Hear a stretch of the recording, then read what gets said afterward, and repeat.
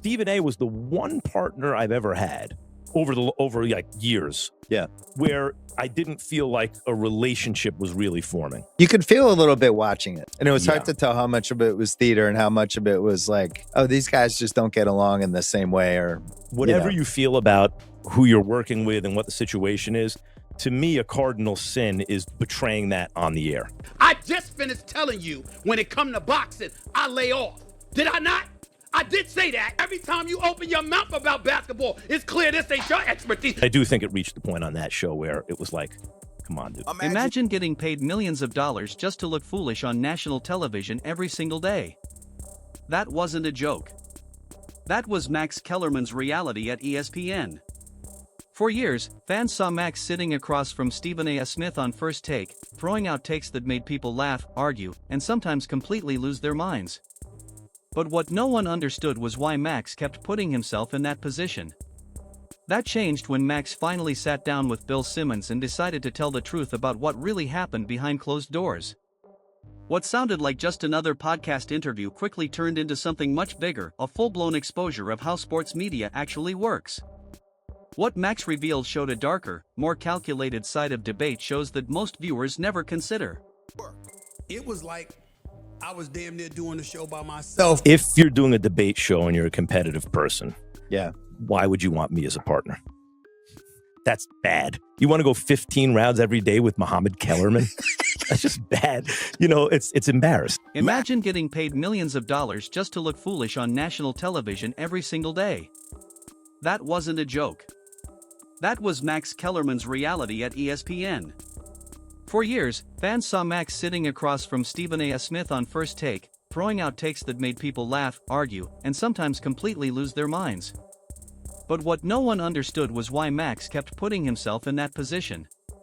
That changed when Max finally sat down with Bill Simmons and decided to tell the truth about what really happened behind closed doors. What sounded like just another podcast interview quickly turned into something much bigger, a full-blown exposure of how sports media actually works. What Max revealed showed a darker, more calculated side of debate shows that most viewers never consider. I didn't like working with him, man.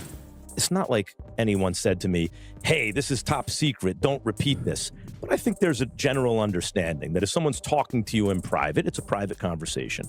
And I wouldn't repeat that unless they said it was okay to repeat what they told me.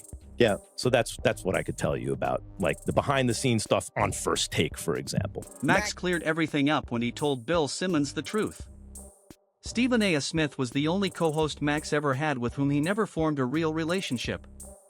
After years of sitting side by side and arguing sports every single day, they were essentially strangers who just happened to share a desk. Max lived by one strict rule.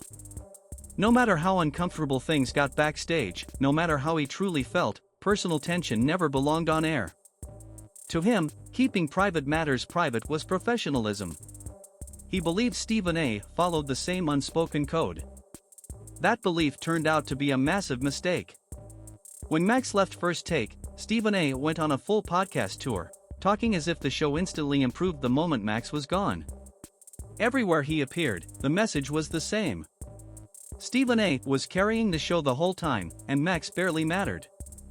Max had no choice but to sit back and watch his former partner publicly drag him, breaking every unspoken rule about keeping behind-the-scenes business private. Once that line was crossed, there was no going back. Stephen A. has no hot takes. Stephen A.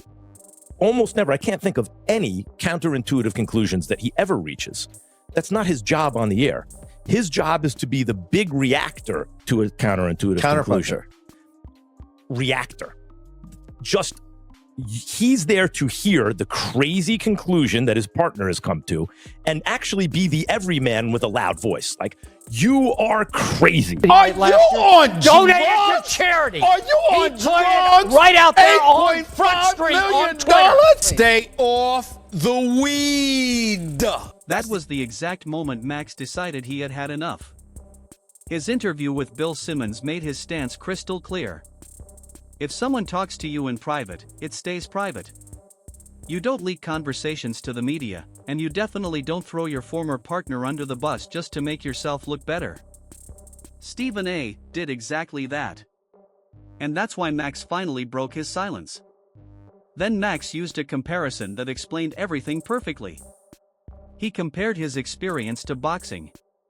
Imagine agreeing to spar with Bud Crawford for 15 rounds every single day, live on camera, while millions watch you get worked over again and again. Eventually, anyone would say, "I'm done." That's exactly what happened. There's a lot of pressure on his partner to come up with a counterintuitive conclusion about everything. Now, how do you do that? You know, what you do is you take a topic, and a good producer will start to drill down on the topic and say, okay, so you agree about this. So Mahomes is a great quarterback, but what does he do well and what does he not? And you keep going down until until you get a divergent opinion. Well, actually, I think he is good at this. No, I think he's good. No, actually, the most important player on that, we both think this is going to win. This team's going to win the championship. We both think this is why. Drill down. But no, actually, the key player is, other than the superstar, is this guy.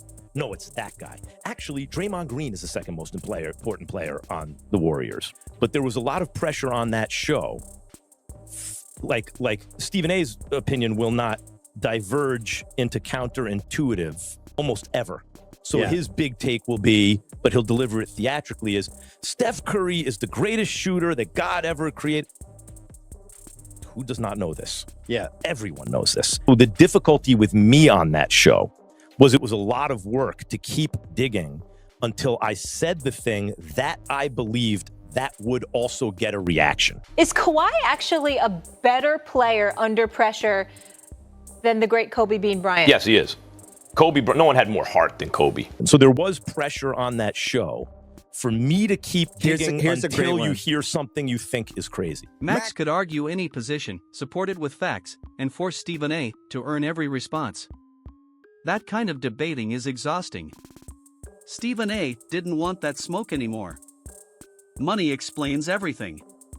Stephen A. realized something quickly. Networks will pay insane money for one superstar, but they won't pay the same for two equals. Being seen as a solo act gives you more power, more control, and a much bigger paycheck. Max sitting next to him, holding his own and making sharp arguments, messed up that image. Stephen A. didn't want to be half of a duo. He wanted to be the guy. And that wasn't an accident. It was the plan. After Max left, First Take turned into a revolving door of co-hosts, none permanent, none equal. That wasn't a debate desk anymore. It was a one-man show. But the most shocking part of Max's interview wasn't about ego or money. It was about the actual role ESPN forced him to play. Max's job was to look crazy on purpose. To take wild, unpopular positions so Stephen A. could react, shut them down, and look like the reasonable voice of the audience. ESPN designed the format that way. Max was the villain. Stephen A. was the hero. Once you see it, you can't unsee it. Stephen A.'s role was never to surprise you with deep analysis. His job was to react loudly, validate what viewers already believed, and make the other person look ridiculous. Meanwhile, Max had to live on the edge every single day, defending takes that made him look unhinged even when he could logically support them. That pressure never stopped. And unlike Skip Bayless, Max wasn't built to be a cartoon villain. He wanted real conversations and real analysis. When he stopped fully buying into the role, the chemistry cracked and Stephen A. made his move. In the end, Stephen A. won the power, the money, and total control. Max stayed true to himself, but the fame and paycheck never reached the same level. And that's the real lesson here. Sports debate shows today aren't about truth. They're about characters, chaos, and viral moments. One person plays the reasonable voice. The other plays the role of the fool. Then they reset and do it all over again. Max pulled back the curtain and showed us how the machine really works. So the next time you watch First Take or any sports debate show, you'll wonder, is this a real opinion or just someone playing a role? And that's exactly why so many people in sports media wish Max had stayed quiet.